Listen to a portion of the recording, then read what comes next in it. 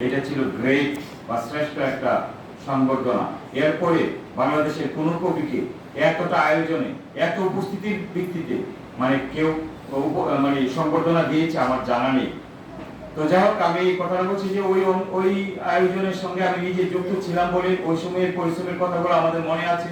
তা আমরা সেই সময় আল মাহমুদকে, তখনও তিনি শিল্পকলা একাডেমিতে চাকরিরত ছিলেন, তখনও তিনি জামাত ইসলামের দৈনিক সংগ্রামের অভিযোগ তার নামে নাই, তখনও তিনি জামাতপন্থী হয়ে গেছেন এই অভিযোগ নাই, কিন্তু তখনও তাকে কোণঠাসা করেই রাখা ছিল।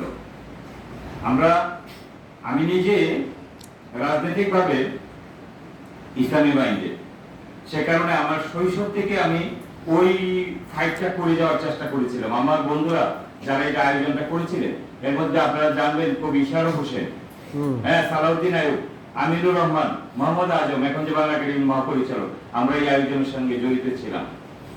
আমরা ওই 80-র দশক থেকে আল মাহমুদের পক্ষে ফাইট করা শুরু করেছিলাম এবং শেষ মৃত্যু দিনটি পর্যন্ত আমরা তার সাথে থাকার চেষ্টা করেছি। আমি আজম জানাজার অনুষ্ঠান নিয়ে আমরা ব্রাহ্মণবাড়িয়ায় তারা গিয়েছিল, আমি ব্রাহ্মণবাড়িয়াতে, আমি যেহেতু একটা আওয়ামী লীগের অধ্যুষিত একটা কলেজে চাকরি করি, তো সেখান থেকে একটা ঝুঁকি ছিল, কিন্তু আমি সেই কোনো ঝুঁকি তো কোনোদিন পরোয়া করি নাই এবং সেটা করার আমরা চেষ্টা করেছি।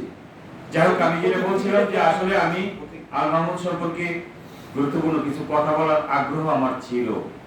আমি তো এখানে প্রধান অতিথি, সভাপতি, দর্শক শ্রোতা সকলে চলে যাওয়ার পরে সেরকম আলোচনা তো আসলে করাটা কঠিন। আমি নিজে ভাটি বাংলা বাকি অঞ্চলে আমি একজন গবেষক, আমার লেখা 5টা বই আছে শুধু ওই অঞ্চলের লোক সাহিত্য, লোক সংস্কৃতির উপরে। বাংলা একাডেমি যে বইটা করেছি এটারও একজন লেখক আমি, এশিয়াটিক সোসাইটি করেছি, বা আমার নিজস্ব আরো অন্যান্য প্রকাশনা থেকে প্রায় অনেকগুলো বই বের হয়েছে। আমি চাকরি সূত্রে ব্রাহ্মণবাড়িয়াতে আছি, আমার বাড়ি কিশোরগঞ্জের হাওড় অঞ্চল।